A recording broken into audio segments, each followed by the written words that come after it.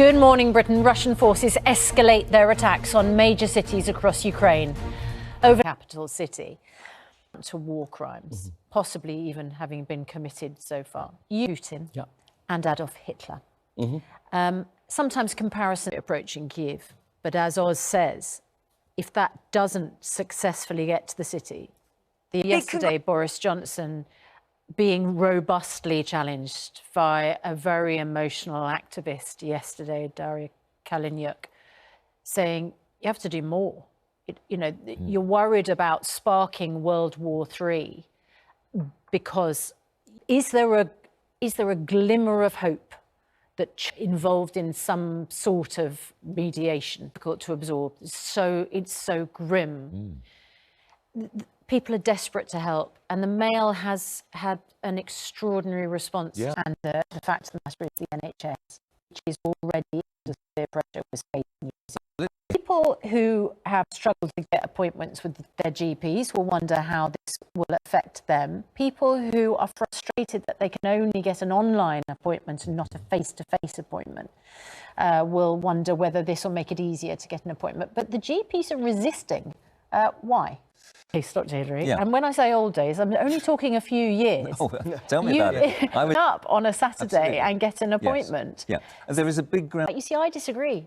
I think a lot of people, I don't know about the most or what the numbers are, but if you can have a phone appointment or an online appointment, it's quicker. We are seeing increased action, obviously military action and assault on Ukraine, particularly what is happening in Kiev is of a concern to people, because we've seen yesterday morning, we were reporting on this 40-mile convoy of armoured vehicles inching its way towards Now, the Ukrainian ambassador to the UK says that the Russians appear to be planning a siege, starve and surrender policy in Kiev.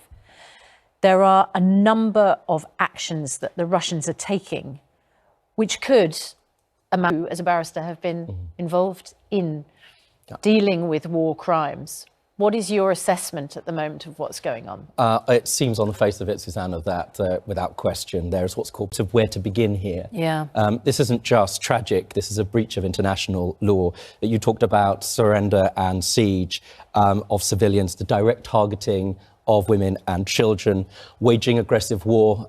Some of you will remember, you'll remember your history, no doubt. That's what those who, the Germans who invaded in the Second World War were charged with at the Nuremberg trials. That's clear, it's unequivocally happened. And the use of cluster bombs, again, against civilian women and children. It's difficult to think of a more egregious act of breach of international law than this. And of course, in what happened in the Second World War, there are numerous comparisons between Vladimir to Hitler are dismissed as being over-exaggerated. When you hear those comparisons, how truthful do you... People have been picking up that stone of Nazism, Vladimir Putin especially, and using that as a pretext to invade. And, let's remember that the president of Ukraine is Jewish, his family is Jewish, and last night and the day before they were shelling the Holocaust memorial in Baba Yar, where tens of thousands of men, women and children and babies in the arms of their mothers were murdered.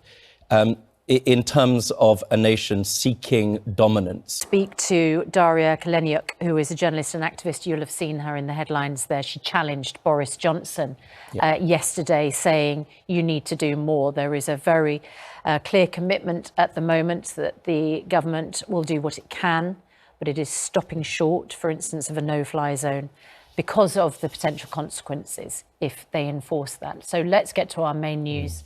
Russian paratroopers have landed in Ukraine's besieged second city, Kharkiv. It's also reported Russian forces are on the streets of the southern port city of Kherson.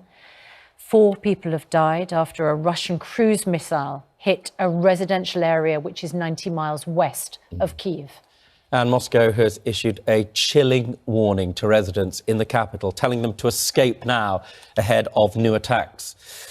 5 people died when Russian missiles hit the city's TV tower near the Holocaust site of Baba Yar. Our chief correspondent. Well, President Biden has branded Vladimir Putin a dictator and vowed to make the Russian president pay for his invasion of Ukraine. In his State of the Union address to Congress overnight, he announced all Russian flights were being banned from US airspace.